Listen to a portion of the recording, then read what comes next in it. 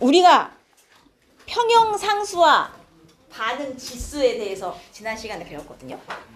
평형 이동은 그것보다 쉬워요. 뭐냐면 만약에 여기 화학 반응식이 하나 있어요. 뭐 A 플러스 B가 이렇게 C로 가는 반응이라 치고요. 뭐 역반응도 물론 가능한 가역이에요. 이 반응에서 지금 평형에 도달해 있는 상태인 거예요. 현재.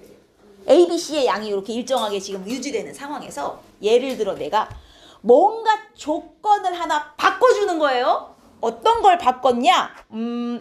A를 더 집어넣어줬다고 할까요? A를 첨가해버렸어요. 그럼 여러분 지금 평형이었는데 A를 넣으면 A양이 늘잖아요. 자, 얘네는 느는 걸 싫어해. 늘었어? 야, 줄여! 싫어해서 막 줄이려고 해. 그럼 A를 줄이고 싶으면 정반응을 진행해야 됩니까? 역반응을 진행해야 됩니까? 정을 진행해야 A가 막 줄겠죠? 그래서 A를 줄이기 위해서 정반응을 막 진행시켜가지고 새로운 평형에 도달할 때까지 반응을 막 해요. 넣는 걸 싫어해. 그러면 예를 들어 이번에는 내가 B를 지금 평형에 도달해 있는 상태에서 B를 제거했어요. B 제거. B만 쏙 뺐어요. 그러면 아까 A가 늘어난 거 싫어했잖아요. B가 줄어드는 것도 싫어. 기본적으로 뭔가 평형 상태에서 뭐가 변하면 얘는 다 싫어해요. 그럼 B가 줄잖아요? 야, 줄어든 게 싫어. 채워! 무슨 반응을 막 하겠어요? 역반응을 막 하는 거예요. 그죠? 변화시키는 걸 싫어해요. 그래서 A를 집어넣었어. 야, 줄여. 정반응 막 하고요. B가 없어졌어. 야, 늘려. 항상 변화를 방해하려는 방향으로 새로운 평형을 도달하려고 하는 거예요. 그래서 이번엔 역반응을 막 해갖고 B를 늘려서 새로운 평형에 도달을 해요. 오케이. 자, 이렇게 뭔가 내가 조건을 하나 바꿔줬을 때 이걸 방해하려는 방향으로 새로운 평형에 도달시키는 현상. 아주 일찍 오는구나. 승우. 이걸 평형 이동이라고 해요. 그럼 이번엔 봐봐요. A나 B를 첨가 제거가 아니고 이번에는 어떻게 하냐면 자, 지금 평형에 도달해 있는 상태예요. 이 상태에서 압력을 내가 빵 높여줬어요. 어떻게 하면 압력이 높아지죠? 전체 용기의 부피를 확 줄이면 돼요. 용기를 눌러갖고 부피를 줄이면 얘네 내부 압력이 증가하잖아요. 그러면 자, 압력이 증가해서 싫어. 하여튼 기본적으로 뭔가 평형 상태에서 무언가 변하면 되게 싫어해요. 그래서 압력이 증가해서 싫어. 줄이는 방향으로 반응을 진행하려 그래. 여러분, 압력을 줄이려면 어떻게 해야 될까요? 내부의 압력을 줄이고 싶어. 그럼 어떻게 해야 돼요? 내부의 분자수를 줄이면 돼요. 그럼 어느 쪽 방향을 진행해야 분자수가 줄까요? 그렇죠. 얘가 계수 1, 1, 얘가 1이잖아요. 얘는 두 분자 반응하여 한 분자 생성하는 반응인 거예요. 정반응이 진행되면 분자수가 줄겠죠? 압력이 증가해서 싫어. 정반응을 막 진행시켜서 압력을 줄이려고 그래요. 분자수를 감소시켜서. 그럼 거꾸로 내가 전체 부피를 빵 늘려가지고 압력을 낮췄어요. 자, 낮아진 것도 싫어. 이번에 압력을 높이고 싶죠? 어떻게 하겠어? 분자수를 늘리려고 해요. 압력을 높여야 되니까. 역반응을 막 진행시켜요. 즉 무조건 평형 상태에서 평형이 깨지는 걸 싫어해요. 얘네들은 항상 그걸 막으려는 방향으로 반응을 진행시킨단 말이에요. 자, 이번에는 이렇게 생각해보자. 내가 온도를 높였어요. 근데 여러분 발열반응, 흡열반응 기억나요? 얘가 정반응 기준, 발열반응이라고 한번 생각해 봅시다. 발열반응이 일어나면 주변의 온도가 어떻게 되는 거야? 올라가요? 내려가요? 발열이 일어났어요. 주변의 온도가 올라가는 거 아니에요? 자, 내가 온도를 높였어요. 지금 평형 상태였는데 온도 높였어요. 높아지는 거 싫어. 쟤는 낮추고 싶어요. 그럼 온도를 낮추려면 발열 반응을 해야 돼요? 흡열 반응을 해야 돼요? 흡열을 해야 되죠. 정반응이 발열이면 당연히 역반응은 흡열인 거거든요. 그럼 얘는 무슨 반응을 막 일으키겠어요? 역반응을 막 우세하게 일으켜서 흡열 반응을 해가지고 주변 온도를 낮추려고 한단 말이에요. 뭔 말인지 이해가 되죠. 그래서 뭔가 평형 상태였는데 이게 깨졌어? 다시 평형에 도달하기 위해서 새로운 평형을 하려고 하거든요. 주로 어떤 경우에 평형이 깨지냐? 자, 화학 평형에서 농도가 변하거나 뭘 집어넣거나 뭘 빼는 경우를 말하는 거예요. 농도가 변했다는 건 농도가 변하거나 아니면 압력이 변하거나 겉도 아니면 온도가 변하는 경우. 이런 조건들이 바뀌면 평형이 깨져요. 그럼 얘네들은 깨진 걸 다시 평형에 도달시키려고 막 새로운 반응을 하거든요. 그걸 우리가 뭐라고 하냐면 평형 이동을 한다 이렇게 표현합니다. 평형 이동을 한다. 이해됐죠? 자, 그러면 평형 상태에서 지금 평형이었어요. 반응물을 더 넣었어요. 더 넣는 거 싫어. 줄여야겠죠? 무슨 반응 막 진행했어? 저기예요, 여기예요. 반응물을 줄이려면. 반응물을 줄이고 싶어. 정해야 돼, 역해야 돼. 정이죠. 반응물을 첨가하면 평형은 정반응 쪽으로 이동한다. 이렇게 표현하는 거예요. 반응물을 줄여요. 평형은 정반응 쪽으로 이동한다. 아, 반응물을 늘리면 줄이기 위해서. 그 다음 온도를 높였어요. 낮추고 싶죠? 높였으니까 낮추고 싶어. 발열 반응해야 돼요? 흡열 반응해야 돼요? 흡열 반응해야겠죠? 평형은 흡열 반응 쪽으로 일어난다. 이렇게 되는 거예요.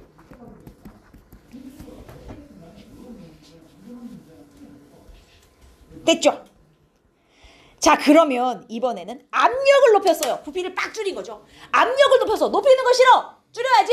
압력 낮추고 싶으면 어떻게 해요?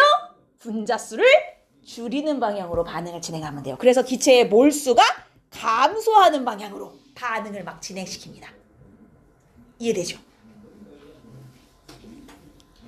자, 그러면 이 반응에서 조건을 변화시켰을 때 어떻게 되는가를 지금부터 여러분 찾아볼 건데, 이게 제가 화초 때 만들어 놓은 프린트라 지금 델타 H라고 표시가 되어 있는데, 여러분 이거 신경 쓰지 마시고요. 이게 엔탈피 변화인데요.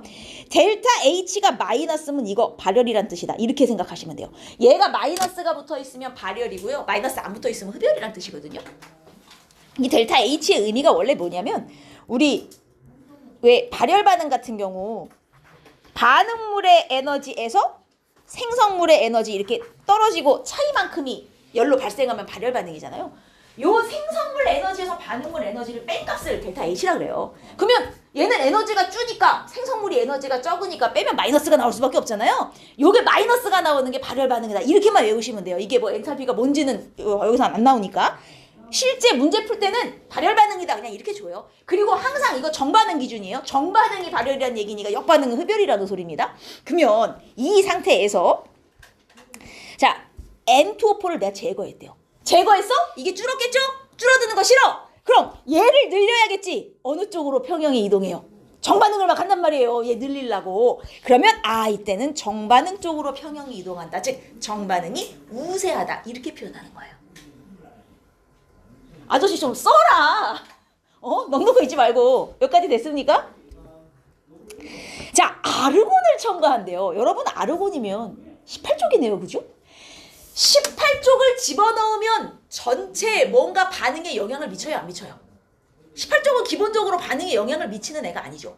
18쪽을 집어넣으면 기본적으로 평형 이동이 일어나질 않아요. 변화가 없거든요. 근데 이게 원래는 변화가 없는 게 맞는데, 이것도 이제 화투에서는 되게 자세하게 알려주는데, 여기서는 그냥 18쪽을 집어넣으면 변화 없다 이렇게까지만 말하고 끝나요. 근데 일부 문제집에 왜 변화가 없는지를 묻는 경우가 있어요. 여러분 요거를 제가 설명을 할까 말까 하다가 좀 아까 선행반에서 쓰는 문제집에 이게 있길래 한 번은 설명을 해야 될 것 같아서, 자, 우리가 만약에 3번처럼 부피를 빵 줄여서 압력을 높이면 얘네 높아지는 걸 싫어하죠. 그럼 어느 쪽으로 반응을 진행하냐면 압력을 낮추려고 해요. 어떻게 해야 압력이 낮아집니까? 분자수가 줄어야겠죠? 그럼 여기서 어느 방향으로 반응을 진행해야 분자수가 줄겠어요? 정반응을 해야 2에서 1로 줄어들 거 아닙니까? 그래서 이 경우 압력을 높이면 정반응 쪽으로 평형이 이동을 해요. 아니 근데 선생님, 헬륨을 더 집어넣어도 압력이 올라가는 거 아닙니까? 왜냐면 안에 기체수가 늘었는데 기체 분자수가 늘면 내부 압력이 증가하는 거 아니에요? 여기에 용기가 하나 있는데 이 안에 A 기체와 B 기체가 예를 들어 섞여서 들어있는 상황이라 칩시다. 여러분, 기체의 압력은 왜 생기는 거예요? 이거 중학교 때 배우죠. 기체의 압력은 왜 생기는 거예요? 내부에 기체 분자가 활발하게 운동하다가 벽에 빵빵빵빵 충돌을 하면 이걸 기체 압력이라 그러거든. 그래서 기체가 충돌을 많이 할수록 내부의 압력이 커지는 거예요. 근데 이게 내가 용기 부피를 빡 줄이면 당연히 충돌 횟수가 늘어나니까 내부 압력이 올라가요. 그래서 압력이 증가하는 거 싫어? 줄여야지 분자수를 줄이는 쪽으로 반응 진행을 한단 말이에요.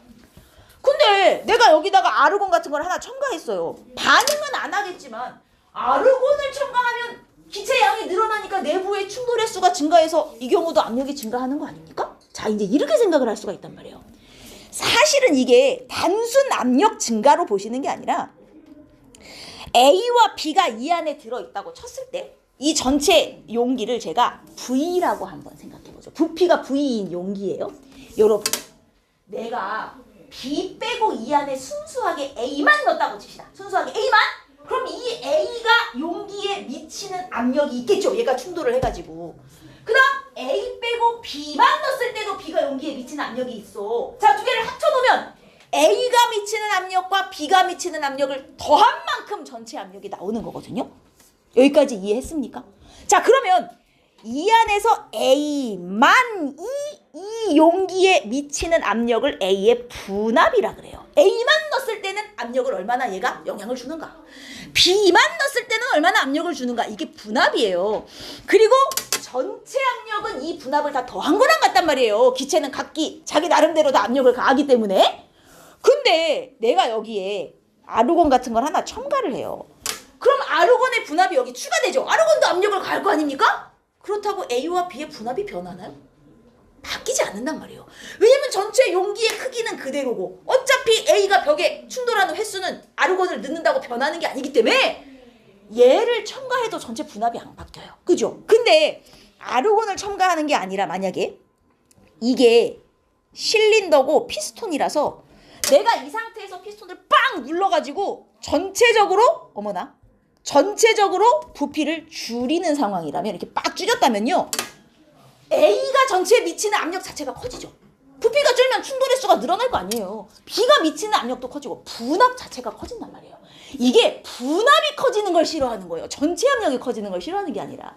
근데 아르곤을 집어넣는다고 얘네들의 분압이 바뀌진 않죠. 무슨 말인지 이해됩니까? 자, 그러나 이게 용기의 부피는 그대로 유지하면서 여기다 지금 부피는 고정 상태예요. 아르곤을 첨가한다고 얘네 분압이 바뀌진 않기 때문에 아르곤을 집어넣어도 평형이 이동하진 않아요. 그러나 이게 자 고정이 안 된 상태야.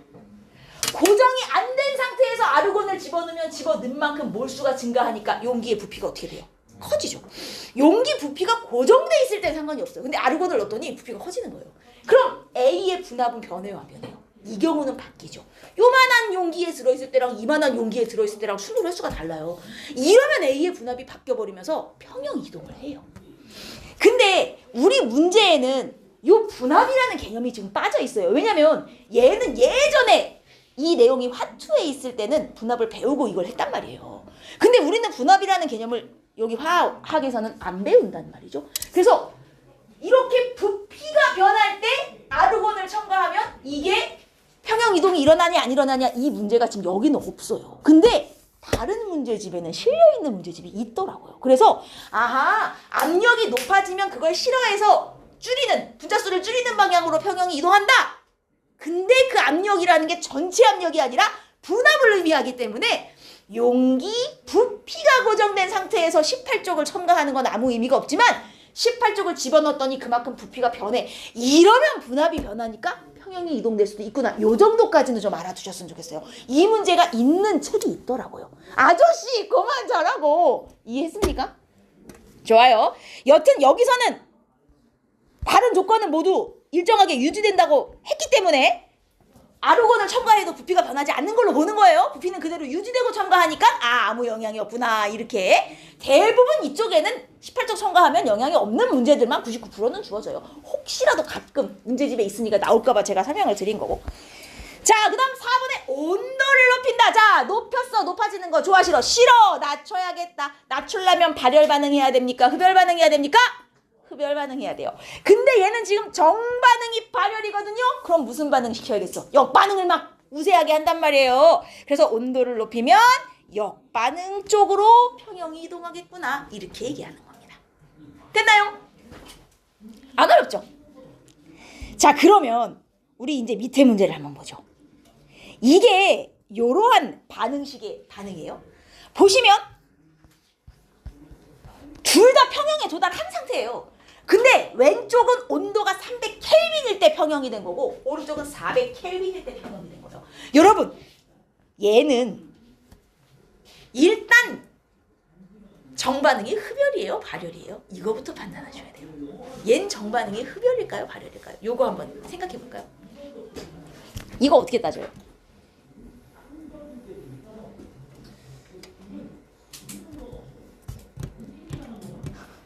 멍 때리지 말고 지금 개학이 다가오면서 전체적으로 상태가 안 좋아요. 뭐든 많이 정신 좀 차려요. 여러분 400켈빈으로 지금 온도가 올라간 거잖아요. 맞습니까? 온도가 올라갔어요. 300켈빈일 때 제가 분자수 좀 세볼게요. 이놈 개수를 기준으로 세볼게요. AB 300켈빈일 때 AB가 몇 개였냐면 하나, 둘, 셋, 넷, 다섯, 여섯. AB가 6개. 생성물이 6개였어요. 근데 400켈빈이 되면서 AB가 몇 분자가라고 변했냐면 하나, 둘, 셋, 넷, 4분자가 됐다요. 이게 무슨 얘기인지 알아요? 온도가 올라갔더니 생성물의 양이 줄었어. 생성물의 양이 줄었어요. 즉 온도가 올라갔더니 어느 반응이 우세했던 거예요? 정이에요, 여기에요?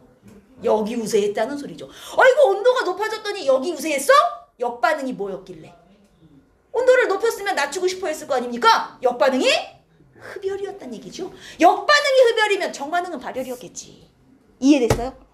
온도가 높아지니까 생성물이 줄었네. 아이고 온도가 높아지면서 여기 열심히 일어났구나. 역반응이 흡열이네. 온도 낮추려고 그런 거야. 이렇게 생각하셔야 돼. 그럼 역반응이 흡열이니까 정반응은 발열 반응인 것이죠. 이해했어요? 여기 이유를 쓰라 그랬으니 뭐라고 써야겠어요? 온도를 높였을 때 생성물이 감소하여 역반응이 우세했으므로 역반응이 흡열이다. 이걸 이유로 쓰셔야 된다는 얘기예요. 온도를 높였더니 흡열 반응인 역반응이 우세했다. 이게 이유인 거죠. 그럼 정반응은 발열이다.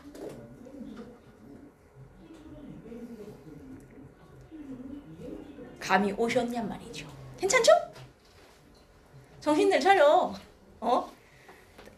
내일 모레 학교를 가야 된다는 이 마음이냐? 왜 이렇게 상태들이 안 좋아? 됐습니까?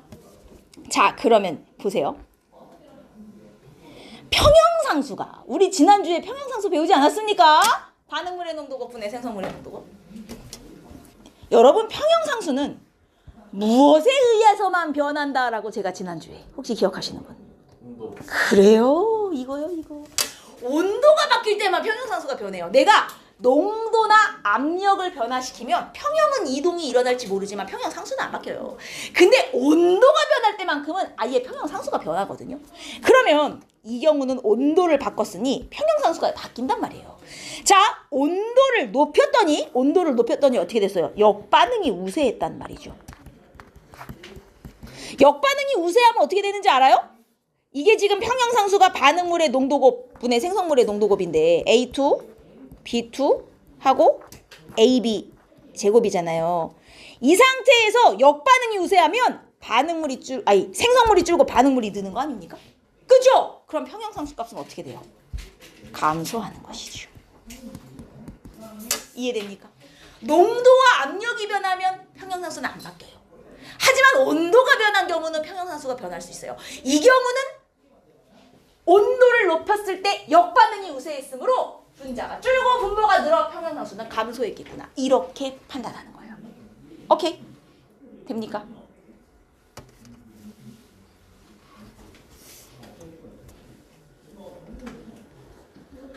됐죠? 자, 이게 뭐냐면 암모니아 생성 반응식입니다, 여러분. 반응식 자체는 엄청 간단한 반응식인데 사실 요 암모니아 생성 반응 자체는 쉬운 반응은 아니거든요. 여러분, 암모니아는 왜 만들까요? 이 실제로 공장에서 얘를 해서 만들어요. 암모니아 어디 쓰는데요? 비료. 오, 어떻게 알았어요? 비료의 원료. 이거 농사 지을 때 쓰는 화학비료 만드는 거예요. 그러면 공장에서 질소와 수소를 반응시켜 암모니아를 얻어서 이걸로 화학비료를 만드는데 여러분, 이거 가역 반응이에요. 정반응도 역반응도 사실 다 돼요. 그럼 내가 질소와 수소 집어넣어갖고 반응시켜서 암모니아를 얻으면 100%다 암모니아가 되냐? 안 돼요. 암모니아에서 역반응이 일어나갖고 도로 질소와 수소로 바뀌기도 하기 때문에 사실 100%다 암모니아를 얻을 수는 없어요. 하지만 최대한 역반응을 막아서 암모니아를 최대한 많이 얻고 싶을 거 아닙니까? 안 그래요? 이 기왕 만들어놨는데 기껏 역반응해가지고 도로 돌아가 버리면 손해잖아요. 그래서 어떻게든 정반응을 우세하게 해서 암모니아를 최대한 많이 얻고 싶어 해요. 그럼 어떻게 하면 정반응이 최대로 많이 우세해질 수 있을까? 그 조건을 지금부터 찾는 거예요. 자, 만약에 이게 수득률이에요. 내가 암모니아를 얼마나 얻을 수 있는가? 그 얻을 수 있는 비율을 수득률이라 하는데 내가 많이 얻고 싶어요, 암모니아를. 자, 뭔가를 첨가해서 정반응이 많이 일어나게 해서 암모니아를 많이 얻고 싶어요. 그럼 뭘 첨가하면 정반응이 우세해지겠습니까? 반응물 얘나 얘를 집어넣으면 줄여야지 하면서 정반응을 막 할 거 아니에요? 암모니아를 많이 얻을 수 있어요. 자, 그러면 첨가하는 물질은 N2 아니면 H2 이런 걸 집어넣으면 정반응이 우세해서 더 많은 암모니아를 얻을 수 있어요. 수득률을 올릴 수 있어요. 이해되죠? 아니면 압력을 변화시켜서 수득률을 높이고 싶어요. 여러분, 나 정반응 우세하게 하고 싶어요. 압력을 높여야겠어요? 낮춰야겠어요? 반응식을 보고 한번 얘기해봐요. 압력을 높여야 돼요. 왜? 압력을 높였어. 싫어. 낮춰야지 분자수가 줄어드는 방향으로 반응을 진행시킬 거란 말이에요. 정반응이 막 일어나서 암모니아를 많이 얻을 수 있겠죠. 압력은 높을수록 암모니아의 수득률이 올라가는 거예요. 그래서 압력을 변화시키고 싶어요? 압력을 높이면 돼요. 그러면 분자수가 줄어드는 방향으로 반응이 진행되면서 정반응이 우세해지고 암모니아의 수득률이 올라갈 거예요. 이런 식으로 어떤 조건을 어떻게 변화시켜야 암모니아를 많이 얻을 수 있을까? 이걸 찾으라는 거예요, 지금. 됐나요? 자, 그렇다면 이번에는 온도를 변화시켜서 암모니아를 많이 얻고 싶습니다. 자,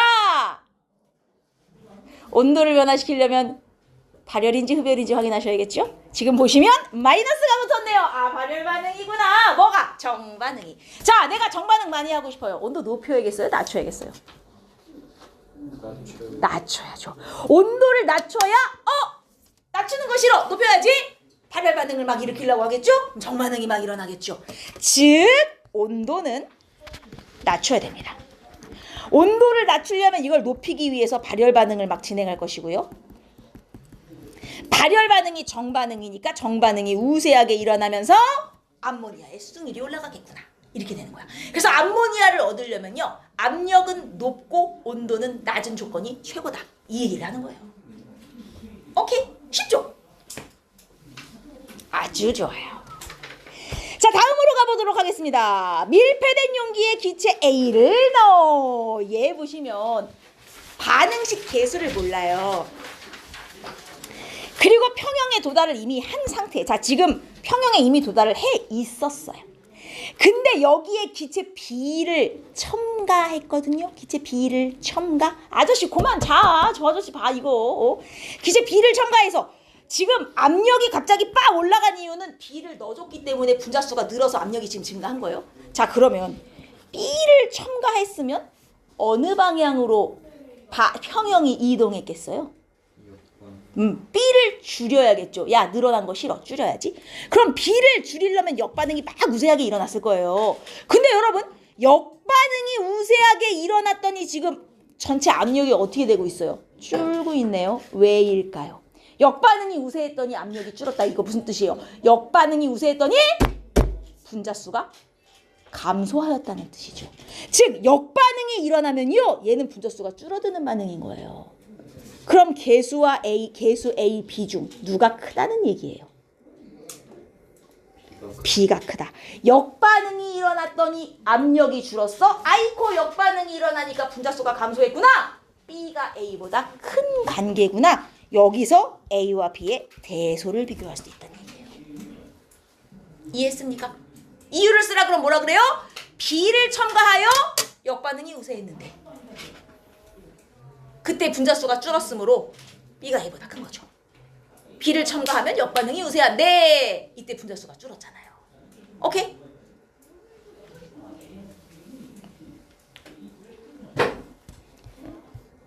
B를 첨가하면 역반응이 우세하고 이때 분자수가 감소했으므로 대소관계가 이렇게 된다라는 얘기. 괜찮죠?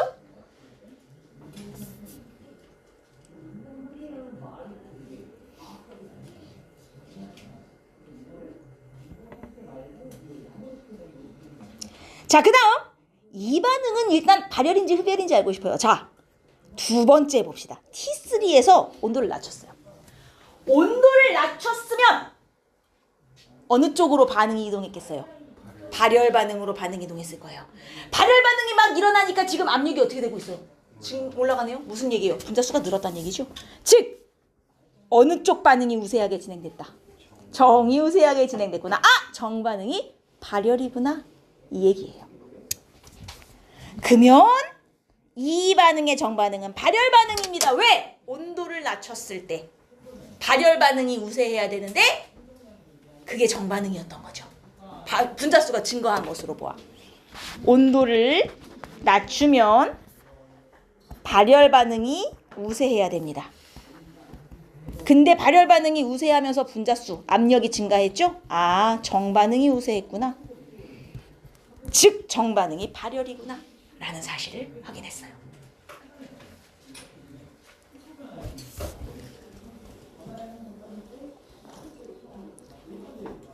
됐죠? 평형상수의 크기를 비교하래요. 여러분 T2, T3 구간하고 T4 구간의 평형상수를 비교하려 했는데 제가 구간을 좀 이름을 붙여줄게요. 평형에 이미 도달한 구간, 여기 이제 1구간, 여기를 뭐 2구간, 여기를 3구간, 제가 이런 식으로 이름을 붙여드리면 사실 1구간하고 2구간에서는 평형상수가 똑같을 거예요. 왜냐면 온도만 안 바뀌면 평형상수는 안 변하는 거거든요. 1에서 2로 넘어갈 때는 온도가 변하진 않았어요. 근데 2에서 3으로 넘어갈 때는 온도가 변했거든요. 여기선 평형상수가 바뀌어요. 그럼 둘 중에 누가 평형상수가 크겠냐? 온도를 낮췄을 때 정반응이 우세했었단 말이에요. 정반응이 우세하면요 반응물이 줄고 생성물이 늘어요. 그럼 평형상수 기준 분모가 줄고 분자가 증가하는 거죠. 즉 평형상수가 커지는 효과가 나는 거예요. 그래서 양쪽에 비교하면 평형상수는 2번 구간 평형상수보다 3번 구간 평형상수가 크다 이렇게 가는 거예요. 이유 온도를 낮췄을 때 정반응이 우세하여 반응물 감소 생성물이 증가했기 때문에 이거예요. 그래서 평형상수는 여기서 커지는 게 맞아요. 만약에 여기까지 물어봤으면 얘는 평형상수가 얘랑 똑같고요. 온도 변화가 없으니까 온도가 바뀔 때만 평형상수의 변화가 있다. 이렇게 생각하시면 돼요. 왜 평형상수가 커졌냐? 정반응이 우세해서 반응물 감소 생성물 증가했기 때문이다. 요걸 쓰실 수 있으면 되는 겁니다. 쓸만하죠?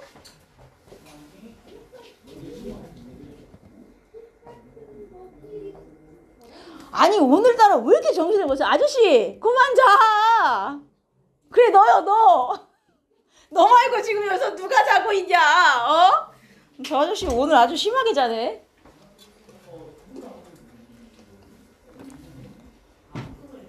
됐나요? 되게 쉽죠? 그러면 만약에 이제 4번 T2 이후에 다시 평형에 도달을 했는데 여기다 뭘 했다고요? A를 첨가해요. A를 첨가해요. 그러면 A를 첨가하면 첨가하는 거 싫어. 어떻게 해? 줄여야죠. 줄이려면 어떻게 해? 정반응해야죠. 따라서 만약에 A를 첨가한다면 평형은 정반응 쪽으로 다시 이동을 할 것이다. 이렇게 써주시면 되고.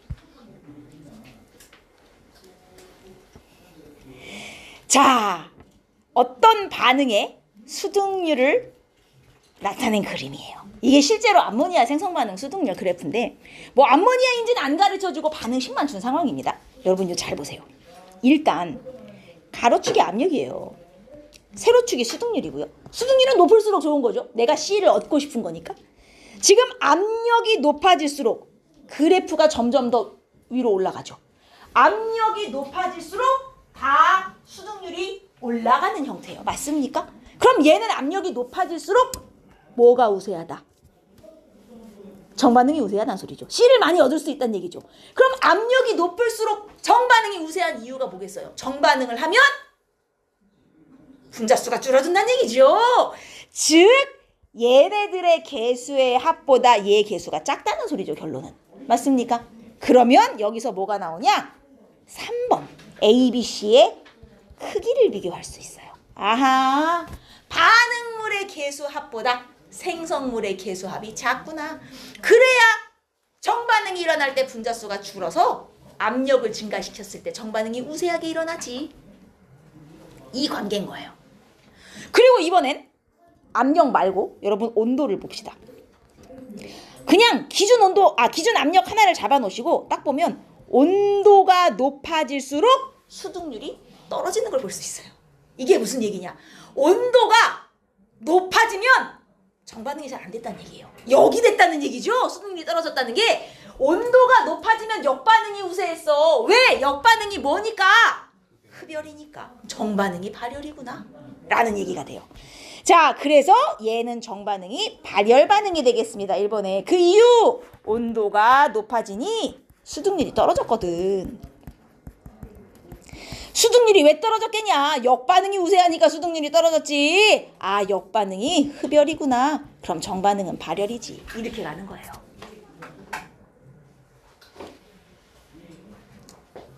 이해가 되시오?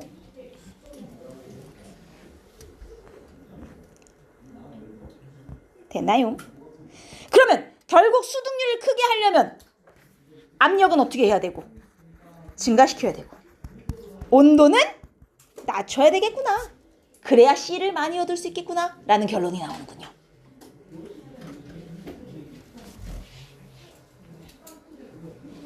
됐죠?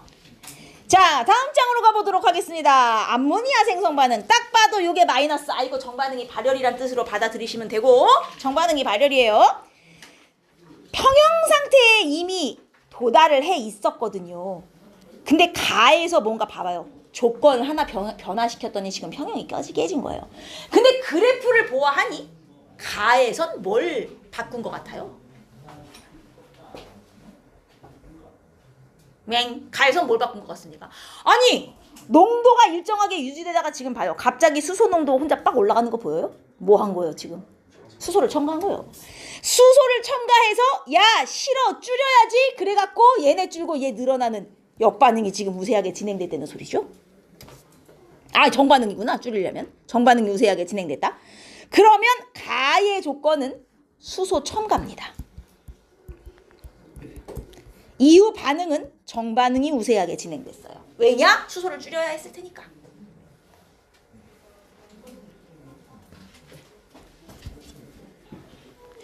자, 그렇다면 나에선 무슨 조건을 변화시킨 것일까요? 나에서 뭔가 변화를 시키고 났더니 지금 뭐가 우세해졌나 보세요. 질소 수소는 늘고 있고 암모니아는 줄기 시작했어요. 일단 무슨 반응이 여기서 우세했다? 여기 우세했다는 건 알겠어요.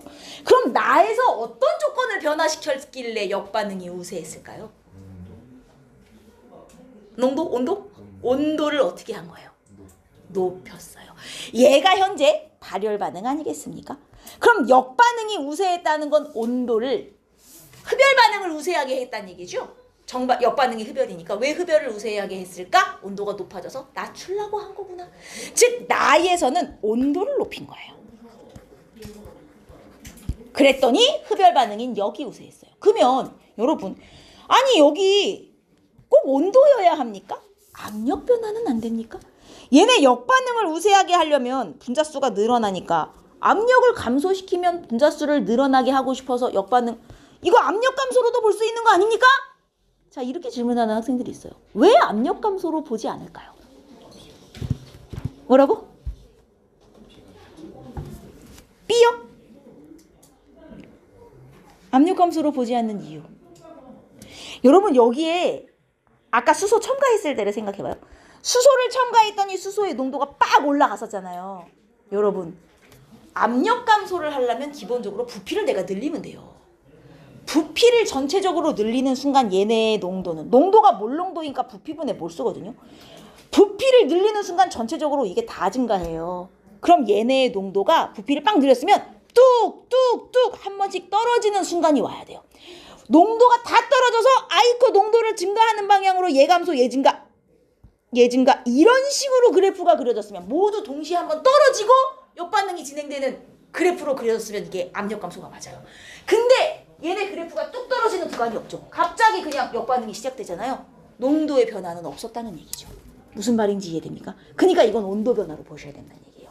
그래서 온도를 높여서 여기 우세했구나. 그럼 평형상수는 어떻게 되냐? 여러분, 가에서는 수소 첨가기 때문에 전후의 평형상수는 변화가 없어요. 그죠? 수소, 가 이후에는 변하지 않고, 왜냐면 농도 변화에는 영향을 안 받으니까요. 나 이후에는 온도를 높여서 역반응이 우세했단 말이에요. 역반응이 우세했으면 반응물이 증가, 생성물이 감소한단 말이죠. 반응물 증가, 생성물 감소. 그러면 분모 증가, 분자 감소이므로 평형상수는 작아졌겠구나. 이렇게 보는 거예요. 분모 증가, 분자 감소이므로 평형상수가 작아졌겠다. 되죠? 괜찮죠?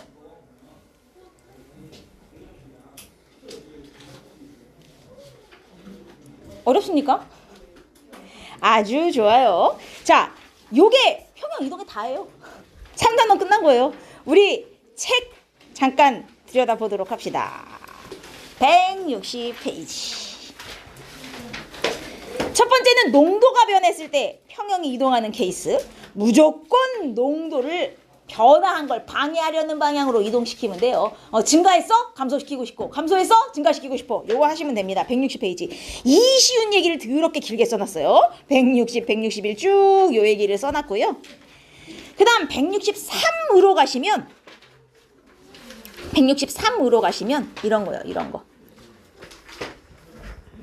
딱 여기는 진짜 압력 변화를 한 게 압력을 서서히 낮췄더니 높이는 방향으로 지금 반응이 진행돼서 역반응이 진행이 되고 있고요. 여기는 세로축이 몰수기 때문에 내가 압력을 낮춘다고 몰수가 바뀌는 건 아니니까 그래프가 뚝 떨어지는 게 아니지만 좀 아까 우리 프린트에서 봤던 그래프는 세로축이 농도였기 때문에 부피를 늘리면 얘네들의 농도가 다 떨어져야 돼서 그래프가 뚝뚝 떨어져야 됩니다. 이건 몰수니까 몰수 변화는 없어서 이렇게 표현한 거고, 대신 압력을 낮췄다는 표현이 있죠. 그랬더니 압력을 높이는 방향, 몰수가 증가하는 방향으로 진행이 되는구나. 뭐 이런 얘기를 쭉 쓰고 있고요. 그리고 어디 갔어? 163페이지에 마지막 밑에 압력 변화시킬 때 주의할 점 몇 개 있어요. 압력 변화시킬 때 고체나 액체가 포함된 반응에서는 얘는 볼 필요 없는 거. 기체만 보면 되는 거. 왜냐면 전체 부피에 영향을 미칠 수 있는 건 기체밖에 없는 거 알죠? 액체나 고체는 전체 부피에 영향을 못 줘서 우리 양적 관계 할 때도 고체, 액체는 부피에서 뺐었어요. 기억나죠? 그래서 부피 변화인 경우는 기체만 보시면 되고요.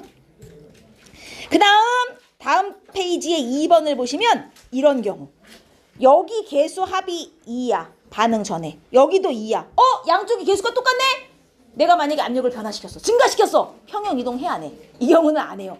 이 경우는 어차피 반응이 일어나기 전후의 분자수가 똑같기 때문에 압력을 증가시키든 감소시키든 평형 이동이 일어나지 않습니다. 이런 경우는. 양쪽의 숫자 차이가 있을 때만 평형이 깨지는 거예요. 그리고 밑에 괄호 3번 보이시죠? 반응에 참여하지 않는 비활성 기체를 넣는 경우는 평형 이동하지 않는다. 아무 의미 없다. 물론 부피가 일정한 경우 얘기다. 내가 비활성 기체를 넣었을 때 부피가 변하면 이거는 전체 압력이 감소하는 효과가, 분압이 감소하는 효과가 나기 때문에 이 경우는 평형 이동을 해요. 근데 부피가 일정할 때는 비활성 기체는 영향이 없다. 라는 거 나와 있고, 그 다음 뭐 나머지는 읽어보시면 되고 별거 없죠. 여기까지가 압력 변화에 대한 평형 이동이고요. 그 다음 167페이지가 온도 변화에 따른 평형 이동, 높이면 흡열로, 낮추면 발열로, 뭐 이건 다 아는 것이고, 중요한 건 온도가 바뀌는 경우는 평형상수도 변하는 거, 요것만 조심하시면 돼요. 나머지 경우는 평형상수가 안 변하는데 온도 바뀌는 경우만 평형상수가 변하더라 라는 얘기를 또 더럽게 길게 써놨어요. 그래서 168페이지 맨 밑에 이렇게 농도, 압력, 온도가 변했을 때 평형이 깨져서 새로운 평형에 도달하려고 한다. 이거를 르 샤틀리에의 원리라 그래요. 르 샤틀리에라는 사람이 발견을 했어요. 그래서 르 샤틀리에 원리입니다. 사람 이름을 붙여가지고. 그냥 그렇다. 별거 없죠? 자, 요게 일상생활 속에서의 평형이동 아까 봤던 그거죠. 암모니아 수득률. 암모니아 수득률을 높이고 싶어. 정반응을 우세하게 해야 돼. 근데 얘는 압력이 높아질수록 정반응이 우세하고 온도는 낮출수록 정반응이 우세하니 가장 많이 얻을 수 있는 조건에서 얘 반응을 시킨다라는 얘기를 또 길게 써놨습니다. 수득률에 이용한다라는 얘기. 요 170페이지 잠깐 보시면 이게 이제 실제에서 어떻게 적용되냐. 생명하시는 분들은 요거 하죠. 헤모글로빈의 산소 분리. 그 헤모글로빈이라는 애가 폐에 가면, 폐는 얘는요 산소가 많은 데 가면, 적혈구 안에 헤모글로빈이라는 그 단백질이 이렇게 4개가 들어있어요. 헤모글로빈이 산소와 결합을 할 수 있어갖고 산소가 많은 데 가면 이 산소랑 헤모글로빈이 결합을 해갖고 얘가 산소를 갖고 가요. 그러다가 산소가 적은 데 가면 갖고 왔던 산소를 얘가 어머나? 뭐죠 갑자기? 갖고 왔던 산소를 얘가 분리시키면서 이제 산소를 주는 거거든요. 내가 산소가 많은 데 갔어요. 산소가 많은 데가 어디야 우리 몸에서? 폐. 우리 몸에서 산소가 많은 데는 폐뿐이에요. 그러면 폐에 산소가 많으니 아이코 산소를 줄여야지 정반응을 막 우세하게 하면서 헤모글로빈이 산소랑 결합을 하는 거예요. 결합을 해갖고 헤모글로빈 갖고 가요. 그러다 조직세포로 갔습니다. 조직세포에는 산소가 적어요. 왜냐? 늘 세포 호흡하느라 산소가 필요하거든요. 그럼 산소가 적으니까 아이고 늘려야지 역반응을 우세하게 해서 갖고 온 산소를 분리해서 막 줍니다. 세포에 산소가 공급되는 거예요. 이거 다 평형 이동을 이용한 생명현상이다. 뭐 이런 거를 지금 말하고 싶은 겁니다. 그 다음 이거는 뭐냐면 해양생물, 이게 해양생물도 비슷하고 그 닭 얘기가 나와요. 닭이 뱃속에서 달걀 만들 때 달걀 껍데기의 주성분이 요 탄산칼슘이거든요. 그래서 얘가 만약에 닭의 피 속에, 자 닭이 열심히 운동을 많이 하고 호흡을 많이 해갖고 피 속에 이산화탄소가 많이 녹아 들어갔다 합시다. 응? 닭이 피 속에 이산화탄소가 많아요. 줄이고 싶잖아요. 그러면 이걸 줄이고 싶어갖고 막 정반응을 진행시켜요. 그럼 이거의 양이 줄죠. 얘 양이 줄면 어떻게 돼요? 그 달걀 껍질이 두께가 얇아져요. 저게 달걀 껍질 원료잖아요. 얘가 줄면 껍질이 얇아지고 얘가 늘어나서 역반응이 막 일어나면 이제 껍질이 증가하고 뭐 이렇게 되는 거예요. 두꺼워지고 뭐 이런 반응을 말하는 거예요. 그래서 달걀 껍질이나 이런 골격의 두께를 결정할 때도 이런 평형 이동이 적용된다라는 얘기를 그냥 쓰는 겁니다. 별거 없죠? 오케이, 이런 얘기들이 쭉 나와 있습니다. 자, 우리 174페이지 제가 문제 어떻게 푸는지만 몇 개만 짚어드리고 넘어가도록 할게요. 대표 자료 분석. 여기 너무 쉬워가지고. 가에서 지금 평형을 이미 이루어 놨어요. 지금 고정장치가 있다는 거는 부피를 고정시켜 놨다는 소리입니다. 부피가 고정된 상태에서 평형을 이루었는데 온도를 올렸어요. 자, 온도를 올렸더니 지금 A가 어떻게 됐나 보세요. 늘었잖아요. A가 늘었다는 것은 어느 쪽 반응이 우세했다? 여기 우세하게 일어났다는 얘기잖아요. 그럼 온도를 높였더니 여기 막 일어났어. 역반응이 무엇이구나? 흡열이구나. 정반응이 발열이란 소리죠. 그럼 일단 얘는 정반응 기준 발열 반응이란 얘기고요. 온도를 높였을 때 여기 우세했기 때문에. 그러면 아까 전에 평형 상태에서는 A가 4몰 있었는데 온도를 올렸더니 A가 5몰이 됐단 말이죠. 얘가 1몰 지금 생겼단 말이에요. 얘가 1몰 생겼으면 B는 몇 몰 생겼겠어요? 2몰 생겼겠죠? 계수비 1대 2대로 반응을 했을 테니까. 그럼 얘가 1몰 생기고 얘가 2몰 생겼으면 얘는 몇 몰 반응한 거예요? 2몰 반응을 했다는 얘기죠. 무슨 얘기인지 이해했어요? 반응은 항상 계수 B대로. 그래서 1, 2 생기고 2가 없어진 상황이기 때문에 얘가 5몰이 되면 얘는 2몰 증가하여 얼마 되는 거예요? 5몰 되는 거고요. 얘가 1몰 증가, 얘가 2몰 증가. C가 2몰 줄었겠죠? 그래서 평형을 다시 도달했을 때는 얘가 1몰이 됐을 거예요. 어떤 상태인지 알겠죠? 그럼 이걸 이용하면 가일 때와 나일 때의 평형 상수도 사실 구해볼 수 있어요. 여기는 온도가 변했기 때문에 아마 계산해보면 평형 상수가 다르게 나오겠죠, 그죠? 그리고 이 상태에서 부피를 절반으로 줄였어요. 자, 부피를 줄였다는 건 무엇을 바꾼 거냐? 압력을 높인 거예요. 압력을 높였어요? 싫어! 낮춰야지! 자, 어느 쪽 반응이 우세하게 진행되겠습니까? 정이 우세하게. 여기가 총 3분자 반응하여 2분자 생성되는 관계이기 때문에 정이 일어나야 분자수가 줄어요. 압력이 낮아질 수 있겠죠? 그러면 이때는 정반응이 우세하게 진행이 돼서 A, B는 줄고 C는 늘었겠구나 이렇게 생각을 하는 거예요. 하지만 나에서 다로 갈 때 온도는 바뀌지 않았으므로 아마 평형상수는 똑같겠죠. 그러면 A가 얼마 줄었는지 몰라요. 이걸 계산하실 때 이제 이런 식이에요. 정반응이 우세하게 일어났을 테니 A가 N몰 줄었을 거라 가정하는 거예요. 그럼 A가 N몰 줄면 B는 2N몰 반응을 하는 것이고 C는 2N몰 생성이 되는 거 아니겠습니까? 그래서 얘가 5몰에서 N몰 감소하니까 반응 후에는 얘가 5-N몰이 남는 거예요. 그죠?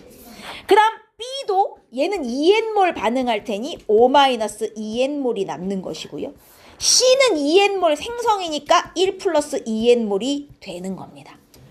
요 다의 평형 농도를 이용해서 평형상수를 구했을 때 나랑 똑같이 나와야 되죠. 그러면 다의 N값을 구할 수 있는 거예요. 이해되죠? 온도가 안 변할 때 평형상수 일정하니까. 감이 오시오? 이렇게 물어볼 수도 있어요. 자, 나에서 다로 부피가 절반 줄면 내부의 압력은 2배 증가한다. OX. 부피를 반으로 줄였어요. 내부 압력은 2배 증가한다. OX. X. 이게 일반적인 경우는 2배 증가가 맞지만 얘는 부피를 줄이는 순간 새로운 평형 이동이 일어나가지고 내부의 분자수를 줄일 거 아니에요? 즉 부피만 절반이 된 게 아니라 분자수도 동시에 줄기 때문에 압력은 2배가 안 되는 거예요. 분자수가 유지되면서 부피가 반으로 줄어야 압력이 2배가 되는 거지. 부피를 반 줄였는데 분자수도 줄면 2배가 안 되는 거죠. 무슨 말인지 이해했어요? 이렇게 생각하셔야 되는 겁니다. 그래서 여기서 뭐 N값 구하시면 아마 문제를 풀어보실 수 있으실 거예요. 이런 유형들이에요. 쉽죠? 오케이. 자, 그 다음에 우리 175페이지도 요거 자료 한번 볼까요? 온도가 가는 T고 나는 2T. 아이고, 온도를 높였네요. 온도를 높였더니 어느 쪽 반응이 우세했는지 한번 판단해봐요. 위쪽이 T일 때, 아래쪽이 2T일 때. 여러분, B가 늘었네요. B가 늘었다는 것은 무엇이 우세했다? 여기 우세했구나. 온도를 높였더니 역반응이 막 진행됐어? 역반응이 흡열이구나. 정은 발열이네. 이렇게 가는 거예요. 그러면 B가 지금 1 늘었단 말이에요. 농도로 1 늘었어요. B가 1 늘면 A는 얼마 늘었겠냐고요. 2가 늘었겠죠. 계수비대로 반응하는데. 안 그렇습니까? 그러면 아이고 얘는 여기서 2가 증가하여 4가 되었겠구나. 이렇게 찾는 거예요. 하나씩. 그러면 C는 감소를 했겠죠? 2 감소를 했을 거 아닙니까? 계수가 2니까. 얘 원래 얼마였어요? 3이었는데 2 감소를 하여 1이 됐겠구나. 끝!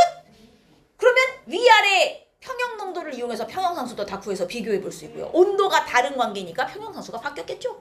할 수 있겠죠? 뭐 굳이 비교를 안 해도 역반응이 우세하게 진행됐기 때문에 생성물이 줄고 반응물이 증가해서 아마 평형상수는 감소했겠구나까지는 우리가 판단을 해볼 수 있어요. 이런 식이에요. 되게 쉽죠? 이 문제들이 여기에 쭉 나와 있고 다른 거는 뭐 크게 어렵지 않을 텐데 177페이지 같은 데 보시면 이제 6번 있잖아요. 한쪽에 기체 넣고 한쪽은 진공. 지금 여기서 평형을 이루고 있었어요. 이미. 근데 꼭지를 열어버려요. 이 꼭지를 열면 무슨 효과가 나는 거예요? 부피가 증가. 그러면 압력이 감소하는 효과가 나는 거예요. 압력이 감소하니 증가를 시켜야 되겠죠? 분자수가 늘어나는 방향으로 반응을 진행하겠구나. 역반응이 막 진행되겠구나. 하지만 평형상수는 똑같겠지. 왜냐하면 온도가 바뀐 게 아니니까. 이걸 기준으로 푸시면 되는 겁니다. 괜찮죠?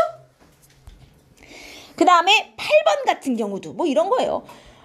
부피가 V에서 2V가 됐다. 평형이 깨졌구나. 전체 부피가 늘었으므로 내부 압력이 감소했겠지. 내부 압력이 감소를 했는데 B 봐라. B 늘어난 거 보이냐? 아, B가 늘어났어?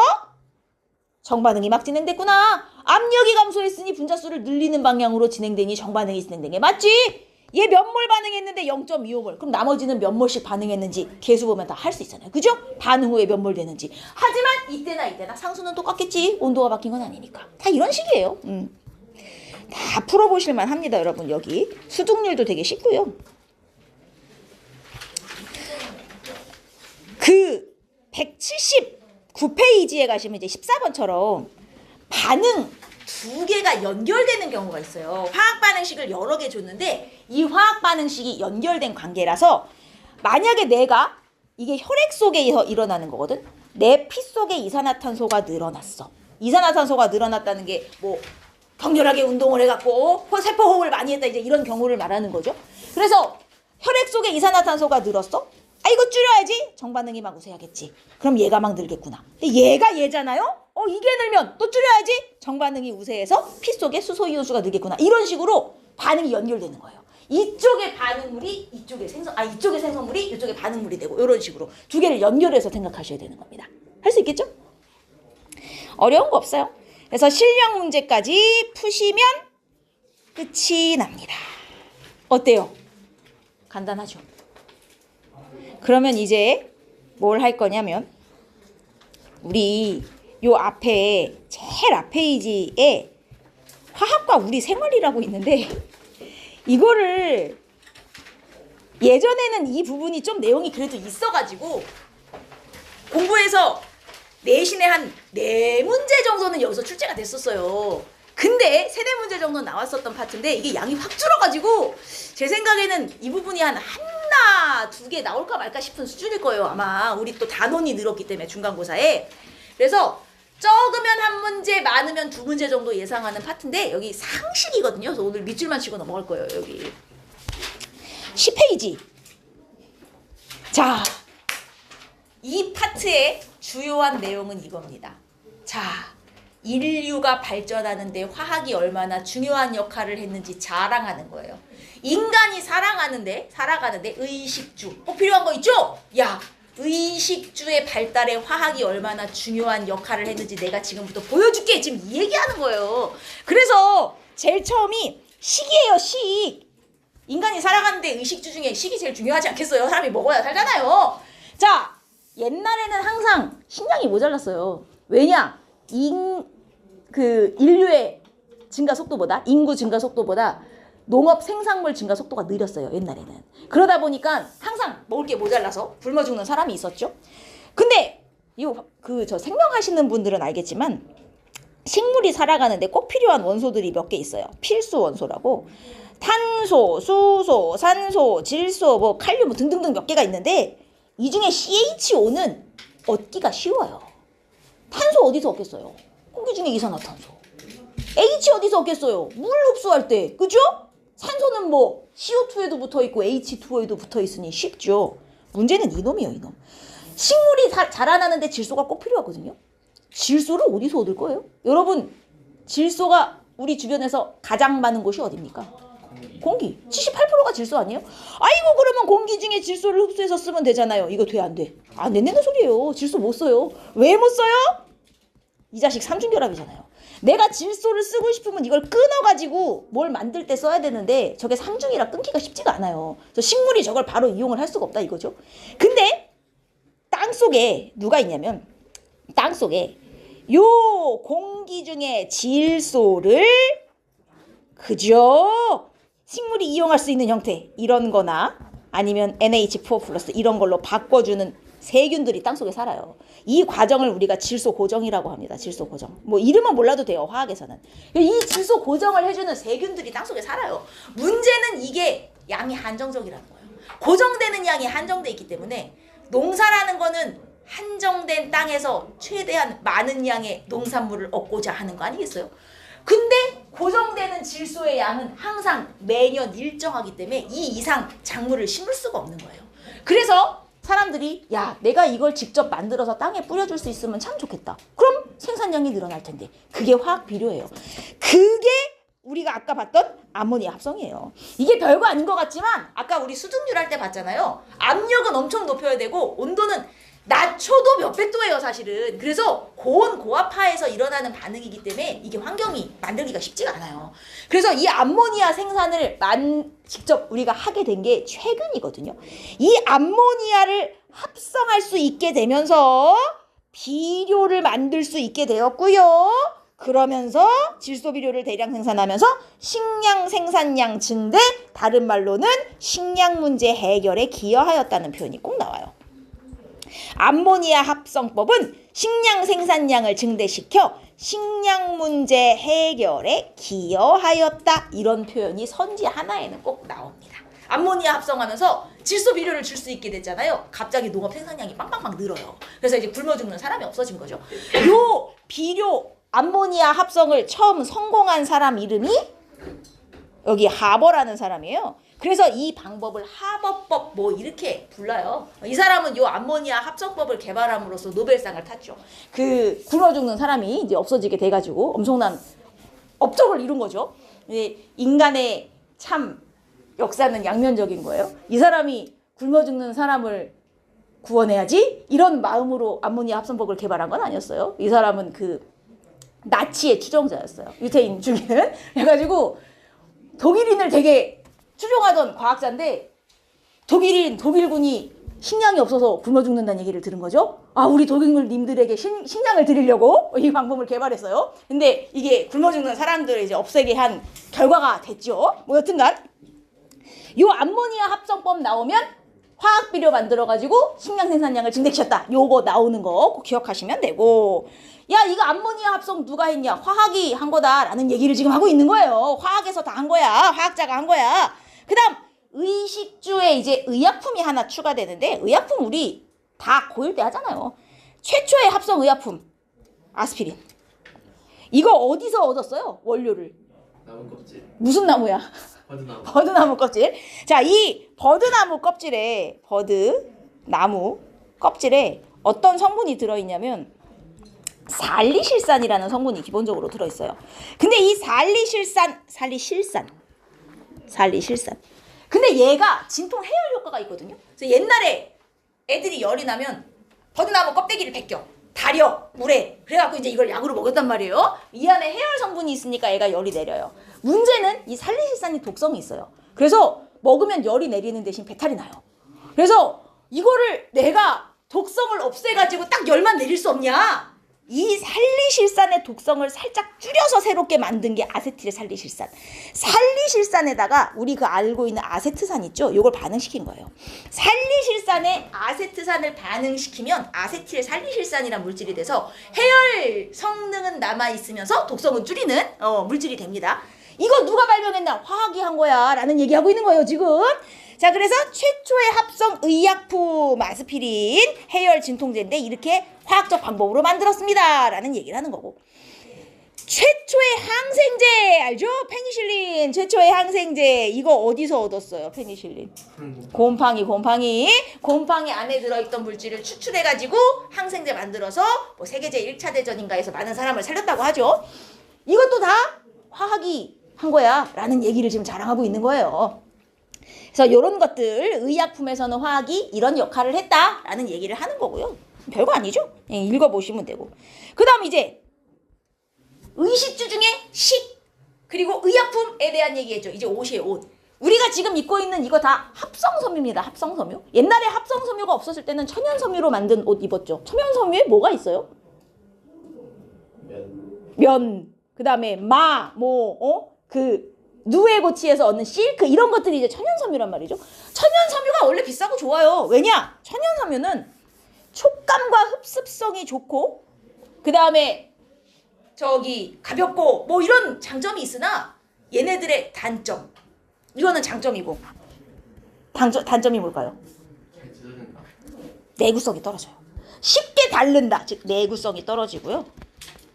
대량 생산도 당연히 어려워갖고 가격도 비싸고요. 그래서 싸고 튼튼하고 많이 만들 수 있는 거 없냐? 그래서 만든 게 이제 합성섬유예요. 합성섬유도 화학적인 방법으로 만든 거야 라는 얘기를 하고 있는 겁니다. 대표적인 합성섬유, 자 나일론, 얘는 무조건 출제돼요. 왜냐? 얘가 최초의 합성섬유예요. 인간이 만든 최초의 합성섬유 나일론. 다른 건 몰라도 나일론 만든 사람은 이름도 외워야 됩니다. 미국의 캐러더스. 간혹 나와요. 미국의 캐러더스가 처음으로 나일론이라는 걸 만들었는데 나일론은 질기고 신축성도 좋고 그리고 얘가 흡습성이 좀 떨어져요. 물 흡수가 잘 안 되거든요. 근데 흡습성이 떨어지는 게 장점이 될 수도 있고 단점이 될 수도 있어요. 옷으로 만들면 좀 땀 흡수가 안 되는 이거는 단점이지만 빨았을 때 빨리 말라요. 이건 또 장점이 될 수 있어요. 흡수성이 떨어져서. 여튼 나일론은 꼭 옷 만드는 데만 쓰는 건 아니고 뭐 밧줄, 칫솔, 그 다음에 스타킹 이런 거 다 나일론으로 만든다라는 얘기를 쭉 써놨습니다. 읽어보시면 되고 가장 최초의 합성섬유가 나일론이라면 현재 제일 많이 사용되는 합성섬유는 폴리에스터예요. 나일론은 최초, 폴리에스터는 지금 제일 많이 사용되고요. 여러분 입고 있는 옷 뒤집어서 상표 보면요. 무조건 폴리에스터가 다 들어가 있어요. 폴리에스터 몇 퍼에 뭐 몇 퍼 이렇게 혼방해서 보통 만들거든요. 이 폴리에스터가 뭐 세탁이 쉽고 당연히 뭐 튼튼하고 이런 장점이 있고요. 의류의 소재 주로 양복. 딱 폴리에스터 생각하면 여러분 교복 와이셔츠 생각하시면 돼요. 양복이나 와이셔츠 만드는 데 제일 많이 쓰고요. 지금 가장 많이 사용하는 합성섬유다. 요 두 개만 외워두시면 돼요. 이 합성섬유 만드는 것도 다 화학의 업적이야 라는 얘기예요. 그래서 너네가 지금 싸고 좋은 옷 입는 거야 라는 얘기를 하는 것이고 기능성 섬유 심심할 때 읽어보시면 되고 그리고 금속 재련 이거는 이제 종종 문제에 나오는데 그 화학적으로 재련하는 방법이 발달하면서 우리가 금속을 쓰기 시작했어요. 여러분 철은 철기 시대에 우리가 쓰기 시작했잖아요. 철 이전엔 뭘 썼어요? 청동은 쓴 게 아니죠. 청동으로 우리가 농기구 만들어서 농사 짓진 않았거든요. 돌로 농사 졌어요. 석기. 왜냐면 청동은 그 강도가 떨어져요. 이걸로도 농사를 질 수가 없어서 청동기 시절에 그 청동은 뭐 할 때 쓴 거예요? 청동 거울 만들고 청동 검 만들고 이게 뭐예요? 이걸로 검 사람 찔러 죽이는 거야? 아니죠. 이거 제사 지내는 거잖아요. 상징성. 이거 갖고 있는 사람은 높은 사람. 야, 이게 왜 갖고 있는 사람이 높은 사람이겠냐? 귀하니까. 아무나 쓸 수 없는데 이거를 널리 쓰진 않았단 말이에요. 근데 철 재련법이 발달하면서 철은 널리 쓸 수 있게 됐어요. 왜냐하면 매장량이 풍부해요. 이런 청동 같은 구리보다는 얘가 많이 묻혀 있고 그 다음 단단하잖아요. 그러니까 농사 지을 때 쓸 수 있죠. 그리고 나중에는 건물 만들 때 우리 지금 다 건물 안에 뼈대로 철근 들어있는 거 아닙니까? 그리고 철도도 깔았죠. 그래서 이 철 재련을 하기 시작하면서부터 얘는 이제 두 가지의 표현이 나오는데 1번 이거 농기구를 만들기 시작하면서 철 재련 농업 생산량이 증가해요. 아까 전에 화학 비료 만들었을 때도 농업 생산량 증대됐다는 표현을 썼잖아요. 철 재련하면서도 농업 생산량이 늘었어요. 왜냐하면 농기구를 쓸 수 있게 돼서. 아니 돌로 농사 짓다가 농기구를 썼으니 얼마나 농사가 잘 됐겠어. 그래서 농업 생산량 증대에 기여하였다. 그 다음 두 번째는 철 재련하면서 나중에 철도가 깔려요. 그리고 증기기관차가 발명이 되거든요.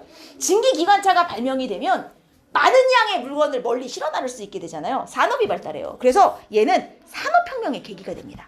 산업 발달에 기여하였다 혹은 산업혁명의 계기가 되었다 이렇게 표현해요. 혹은 철도를 깔았다 뭐 이렇게 나오기도 하고요. 그래서 철 재료는 이렇게 두 가지 표현으로 주어질 수가 있어요. 철 재료는 우리 고1 때 통합과학 때 많이 해서 다 기억하시죠? 철 재련할 때 안에 뭐 집어넣습니까? 용광로에다가 철광석 Fe2O3 하고 또 뭐 넣어요? 코크스 집어넣죠? 이거 철광석에서 산소 떼가지고 순수한 철 만들려고. 그리고 여기에 뭐 하나 넣는지 알아요? 원래? 탄산칼슘 같이 넣어요. 근데 이 탄산칼슘은 불순물 제거용이에요. 자세한 화학 반응식은 원래 안 나와요. 만약에 학교에서 알려주면 저한테 얘기하세요. 여튼 이런 거 집어넣고 순수한 철을 얻어서 씁니다. 그리고 18세기 이후에 그 기술이 발달, 그 전부터 재련은 했지만 18세기 이후에 발달해서 훨씬 널리 쓰게 되어 뭐 여기에 썼다. 어디에 쓰는지는 다 아시니까. 그 다음에 이제 알루미늄 재련. 이게 진짜 웃긴 거예요. 여러분, 철하고 알루미늄 중에 누가 매장량이 많게요? 알루미늄이 훨씬 많아요. 지구 전체로 치면 철이 많죠. 하지만 우리가 메탈 외액을 뚫고 철을 캐서 쓸 수 없기 때문에 지각에서의 매장량만 치면 철보다 알루미늄이 많아요. 지각에서는. 근데 매장량은 알루미늄이 많은데 알루미늄, 철, 그리고 철보다 더 먼저 쓴 게 사실 구리. 청동이 구리잖아요. 근데 매장량으로 치면 구리가 제일 적어요. 구리가 매장량이 제일 적은데 왜 가장 인류가 먼저 사용을 했을까요? 알루미늄 매장량 제일 많은데 왜 제일 늦게 사용했을까요? 재련하기 쉬워. 재련이, 맞아요. 재련이 어려워서요. 재련이 어렵다는 게 무슨 말인 것 같아요? 다른 표현으로 한번 해봅시다. 맞아요. 왜 쓰기가 어려운지 한번 생각해볼까? 재련이 어렵다. 알루미늄이나 철은 땅속에 순수한 상태로 있는 게 아니라 산소랑 결합한 상태로 존재하죠. 재련한다는 게 이 산소를 제거하고 쓰겠다는 얘기잖아요. 근데 알루미늄은 산소 제거하기가 힘들다는 얘기잖아요. 왜 힘들겠어요? 산소와의, 자, 거의 나왔어요. 산소와의 결합력이 엄청 세서 재련이 어려운 거거든요. 산소와의 결합력이 강하다. 이걸 다른 표현으로 해볼게요.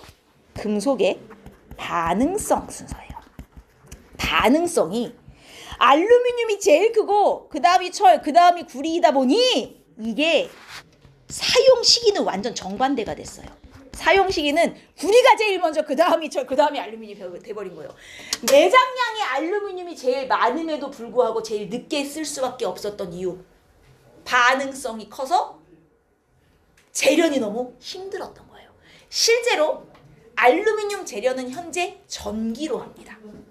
전기로 재련해요. 그러니까 전기가 없었던 시절에는 알루미늄 재련이 되게 힘들었어요. 금보다 알루미늄이 더 비싸던 시절이 있었어요. 전기가 없었던 때는 재련이 힘들어서. 그래서 이거는 사용 시기와 매장량이 정반대인 이유는 반응성 때문에. 재련이 얼마나 쉽냐 어렵냐의 차이다. 요 정도는 하나 알아두셔야 되겠습니다. 그래서 알루미늄은 현재 여기 비용이 많이 들었다. 왜냐? 현재는 전기분해법으로 재련하는데 그전까진 재련이 되게 힘들었더라 라는 얘기가 쭉 나와 있습니다.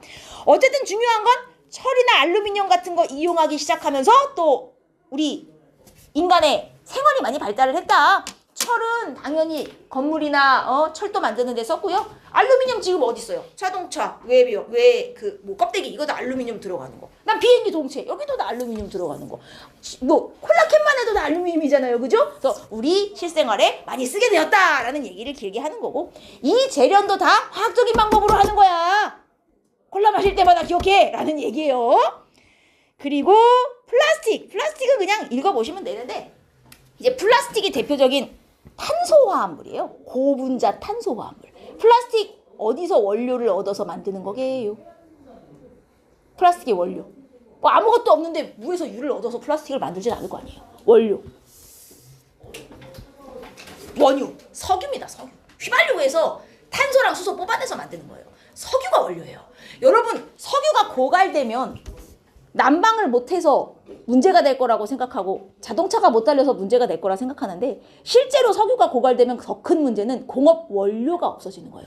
석유나 석탄을 원료로 해서 뽑아서 만드는 물건이 되게 많아요. 난방보다 공업 원료로 실제로 더 많이 써요. 근데 만약에 석유가 고갈되죠? 이런 물질들을 못 만드는 거. 플라스틱, 합성 섬유 이거 다 주 원료가 석유예요, 여러분. 그래서 이런 걸 하나도 못 만들게 되는 게 사실은 더 큰 문제거든요. 그래서 원유에서 정제한 나프타, 이게 휘발유를 말합니다. 휘발유에서 뽑아가지고 만드는 거고, 플라스틱의 장점, 가볍고 가공이 쉽고, 그 다음에 싸고 단단하고, 하지만 단점 알죠? 환경이 오염돼요. 이 정도로 받아들이시면 되고, 플라스틱 개발한 사람 이름 정도는 하나 적어둘까요? 미국의 베이클랜드. 이 사람이 플라스틱을 처음 개발한 사람 이름입니다. 아까 나일론의 캐로더스, 이 사람은 꼭 나오고요. 플라스틱 베이클랜드는 가끔 알려주는 학교가 있어요. 그냥 그렇더라. 특징 정도만 알아두시면 되고 별거 없죠. 건축재료 이것도 이제 의식주에서 주 남았습니다. 옛날에는 천연재료로 집을 지었어요. 나무, 돌, 지푸라기. 자, 천연재료로 집을 지으면 장점, 여러분 황토집이 얼마나 겨울에 따뜻하고 여름에 시원한지 알아요? 따뜻하고 시원하다는 장점은 있으나 단점, 일단 쉽게 잘 무너져요. 내구성이 떨어져요. 오래 안 가. 그리고 천연재료로 지은 집들은 높게 짓기가 힘들어요. 왜 한옥의 2층 집이 드문지를 생각해 보시면 돼요. 이게 건물을 높게 올리는 게 힘들거든요. 근데 건축재료가 화학적으로 많이 개발돼서 철 재련을 해가지고, 강철은 이제 철에다가 탄소를 얼마나 포함하냐에 따라 강철, 선철, 연철 이렇게 여러 종류의 철로 나눠져요. 그래서 그 중에 강철은 단단하기 때문에 집 짓는 뼈대로 많이 사용하고 시멘트. 자, 얘는 이제 어떻게 얻는지 가끔 물어볼 때가 있는데 석회암 있죠? 석회석, 탄산칼슘. 이 탄산칼슘을 가열해요. 그럼 얘가 분해되거든요. 산화칼슘과 이산화탄소라는 것으로 분해가 되는데 얘는 날아가고 여기서 남은 이 산화칼슘에 모래 같은 거 섞어서 물 뿌려 만들면 시멘트예요. 그래서 요 산화칼슘이 시멘트의 원료다라는 얘기를 길게 써놨습니다. 산화칼슘에 모래에 철이나 알루미늄을 섞어서 만든대요. 순수 산화칼슘에 물 타면 시멘트고요. 여기에 모래나 자갈을 섞으면 콘크리트고요. 여기다 철근 박아 넣으면 철근 콘크리트예요. 여기서 다 이렇게 나오는 거예요. 그래서 이 시멘트나 콘크리트도 결국 다 화학적인 방법으로 얻은 거다라는 얘기를 하고 있는 것이고요. 유리의 원료는 모래. 그 모래 알갱이 이렇게 보시면 모래 알갱이 중에 투명한 알갱이들이 있습니다. 걔가 누구냐? SiO2. 우리 고1 때 아주 징글징글하게 배운 규산형 광물. 특히 이제 석영 쪽이에요. 그래서 요 모래에 포함된 이산화규소, 그 투명한 애들 골라내갖고 녹여서 유리 만드는 데 쓰거든요. 유리 만드는 데만 쓰겠어요? 이거 반도체 만드는 데도 쓰고요. 규소가 다 반도체의 원료잖아요. 그래서 유리 만들 때 모래 퍼다가 만들어요. 이산화규소를 반응 녹여가지고 유리 만든다라는 얘기를 길게 써놨습니다. 이거 다 이렇게 새로운 건축 재료로 높은 건물 짓고 뭐 따뜻한 집에서 사는 거 다 화학 덕분이야 라는 얘기를 하는 것이고요. 뒤에는 심심할 때 읽어보시면 되는 내용이에요. 현재 화학이 어떻게 우리의 생활에 영향을 미치고 있나? 반도체 만드는 것도 다 화학이다. 봐봐. 반도체도 모래에서 이산화규소 추출해서 만들고 이거를 웨이퍼로 만드는데 이거 다 화학적인 방법으로 하는 거야 라는 얘기를 막 길게 써놓은 거고요. 화학전지! 배터리야, 배터리. 배터리. 이 배터리도 다 리튬 이온 배터리라 그래가지고 화학전지, 화학적인 방법으로 이용하는 거고 요즘 자동차에 이런 전기자동차? 이런 충전기는 전기자동차 납축전지일 거예요 아마. 뭐 그런 걸로 만든다라는 얘기를 길게 써놓은 거예요. 요즘은 리튬이온 전지로도 쓰네요. 전기자동차. 그리고 액정이나 뭐 LED, LCD 이것도 다 화학적인 걸로 만든 거야 라는 얘기를 길게 쓰고 있어요. LCD 밝고 선명하고 다 아는 얘기잖아요. 의약품? 아까 했습니다. 아스피린과 페니실린은 가장 먼저 만든 합성의약품과 그 항생제고 지금은 다른 의약품들도 만드는데 원래 의약품을 새로 개발할 때 어떤 방식을 쓰냐면 아무것도 없는 데서 그냥 만들어가지고 무에서 유를 창조하는 게 아니라 자연계에 있는 물질들 중에 몇 가지를 골라서 얘가 어떤 성능을 갖고 있는지 해서 의약품을 만들거든요. 그래서 자연에 있는 물질을 모방해서 만들거나 요즘은 인공지능도 이용한다는데 뭐 읽어보시면 되고 신소재 그 외에 여러 가지 만드는 거 다 화학이 하는 거야 라는 얘기를 길게 써놨어요. 그냥 읽어보시면 돼요. 자세하게 안 물어보니까 상식 수준에서 문제에 나와요. 지속가능한 미래 심심할 때 읽어보시고 끝이에요. 여기 쉽죠?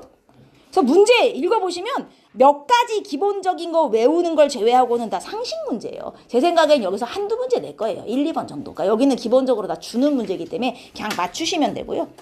그리고 이제 그 다음에 뭘로 들어가게 되는 것이죠.